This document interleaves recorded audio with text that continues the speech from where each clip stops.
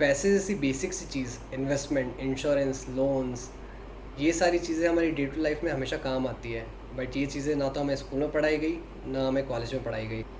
Hi guys, मैं हूं अनमोल गुप्ता और ये है मनी की बात का 25th एपिसोड। इस स्पेशल एपिसोड में मैं आपसे मनी की बात नहीं करूंगा, मैं आपसे मन की बात करूंगा, मोदी जी की तरह। तो जो बात मैं आपसे शेयर करना चाहता था वो ये है कि why did I even start with money की बात। इसके 3 प्राइमरी रीजंस हैं। जो सबसे पहला और ऑब्वियस रीज़न है वो ये है कि I am good at this. बचपन से ही I was good at maths. फिर कॉलेज में मुझे इकोनॉमिक्स पढ़ने का मौका मिला। I also got a chance to study finance and I ended up graduating with masters in economics. उसके बाद कई सारे करियर ऑप्शंस हो सकते थे। I could have gone to pursue investment banking, I could have gone for a PhD in economics, but somehow I ended up becoming a financial advisor. ये एक अलग स्टोरी है कि मैं फाइनेंशियल एडवाइज़र कैसे बना, मैं किसी और एपिसोड में शेयर करूँगा। और उसके बाद फिर पिछले 4-5 साल से I have been into financial planning profession full time. तो पिछले 10 सालों में जो भी नॉलेज और एक्सपीरियंस मैंने गेन किया है, so I really think I can add a lot of value to your knowledge based on my experience and my knowledge. दुनिया में से कई सारे चीज़ें हैं जिनमें मेरे कोई ओपिनियंस या कोई नॉलेज नहीं है, but this is something where I really have a lot of opinions and lot of insights which I want to share with you. और जो दूसरा रीज़न है मनी की बात स्टार्ट करने का, दैट इज़ लिटिल पर्सनल। वो ये है कि आई लव टीचिंग। और ये चीज़ मैंने एक्सीडेंटली डिस्कवर करी थी। कॉलेज का फाइनल ईयर था, हम कुछ दोस्त ऐसे ही बैठ के चाय पी रहे थे। एक दोस्त ने आउट ऑफ द ब्लू बताया कि एक ऑनलाइन वेबसाइट है जहाँ पे आप US के स्टूडेंट्स को ऑनलाइन ट्यूटर कर सकते हैं and you will get paid on a hourly basis and that too in dollars. तो ये बहुत ज़्यादा फैसिनेटिंग था। I started with that right away and it picked up really well for me. I started earning really well. तो शुरू में तो पैसा मोटिवेशन था, बट काफ़ी सारे लेसन्स लेने के बाद आई स्टार्टेड रियलाइजिंग कि I was really enjoying that process. I was really enjoying the process of teaching. और जो मुझे अपने स्टूडेंट्स से फीडबैक मिलता था, that use to be very positive. And one common feedback that I use to get was कि I was really able to simplify a lot of complex thing for my students. Eventually वो मेरा motivation बनता गया।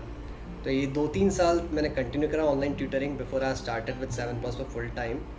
But I had this thing in my mind कि at some point of time in my life I would again want to do some kind of teaching। जो मेरा तीसरा और सबसे इम्पॉर्टेंट रीज़न है मनी की बात स्टार्ट करने का, and that is the same reason because of which I started 7 Prosper as well, वो ये है कि हमारे आसपास फाइनेंशियल लिटरेसी का लेवल बहुत ज़्यादा कम है। और इसमें मैं आपको ब्लेम नहीं करूँगा, I would blame our education system for that. क्योंकि हमें स्कूल में कई सारी कॉम्प्लेक्स चीज़ें पढ़ाई गई, trigonometry, quantum physics, chemical equations, और इसमें से मोस्ट ऑफ दी चीज़ें हमारे डे टू डे लाइफ में कभी काम नहीं आती हैं। बट पैसे जैसी बेसिक सी चीज़, इन्वेस्टमेंट, इंश्योरेंस, लोन्स, ये सारी चीज़ें हमारी डे टू लाइफ में हमेशा काम आती है। बट ये चीज़ें ना तो हमें स्कूल में पढ़ाई गई, ना हमें कॉलेज में पढ़ाई गई। इन चीज़ों के बारे में हमारा जो भी नॉलेज होता है वो या तो कुछ रैंडम आर्टिकल्स पढ़ के होता है, कुछ वीडियोज़ देख के होता है, या फिर किसी फ्रेंड ने कुछ बता दिया है, किसी रिलेटिव ने कुछ बता दिया। इन बेसिस पे हम अपने फाइनेंशियल डिसीजंस ले लेते हैं और कई बार हम रिग्रेट भी करते हैं डिसीजंस को। एज अ फाइनेंशियल प्लानर मैंने कई सारी फाइनेंशियल प्लानिंग वर्कशॉप्स भी कंडक्ट करी है, कंपनीज़ में, कम्युनिटीज़ में, ऑनलाइन वेबिनार कंडक्ट करे हैं, अपने कई सारे कस्टमर से वन-ऑन-वन इंटरेक्शन करा है। एक जो चीज़ मैंने ऑब्जर्व करी वो ये है कि 2 तरह के लोग होते हैं। एक वो जिन्हें कुछ नहीं पता होता है पैसों के बारे में, इन्वेस्टमेंट के बारे में, म्यूचुअल फंड के बारे में, इंश्योरेंस या लोन के बारे में, उन्हें समझाना फिर भी आसान होता है। दूसरे तरह के जो लोग होते हैं वो होते हैं जिन्हें आधी अधूरी इन्फॉर्मेशन होती है। फॉर एग्ज़ाम्पल, मैं ऐसे कई लोगों से मिला हूँ जिनसे मैंने पूछा कि म्यूचुअल फ़ंड क्या होता है। उनका आंसर होता है कि म्यूचुअल फ़ंड वो होता है जिसमें 15% इंटरेस्ट मिलता है। और आप सोचिए कि किसी की अंडरस्टैंडिंग सिर्फ ये है कि म्यूचुअल फंड में 15% इंटरेस्ट मिलता है। इस अंडरस्टैंडिंग के साथ अगर वो म्यूचुअल फंड में पैसा डाल देते हैं विदाउट अंडरस्टैंडिंग कि उसमें रिस्क क्या है, आपको कितने टाइम तक पैसा रखना पड़ेगा, आपने किस स्कीम में पैसा डाला है, क्योंकि म्यूचुअल फंड में भी हज़ारों स्कीम्स होती है और सारी की सारी स्कीम सेम नहीं होती है। जस्ट बिकॉज आपने कहीं सुन लिया कि म्यूचुअल फंड में 15% इंटरेस्ट मिलता है और आपने किसी भी रैंडम स्कीम में पैसा डाल दिया, आप समझ सकते हैं कितना डेंजरस हो सकता है ये। एक दूसरी बहुत कॉमन चीज़ जो मैंने देखी है वो ये है कि हमें से कई लोग इंश्योरेंस पॉलिसी सिर्फ इसलिए ख़रीदते हैं क्योंकि उसमें टैक्स बच रहा होता है। वी डोंट केयर कि इंश्योरेंस का पर्पज़ क्या है।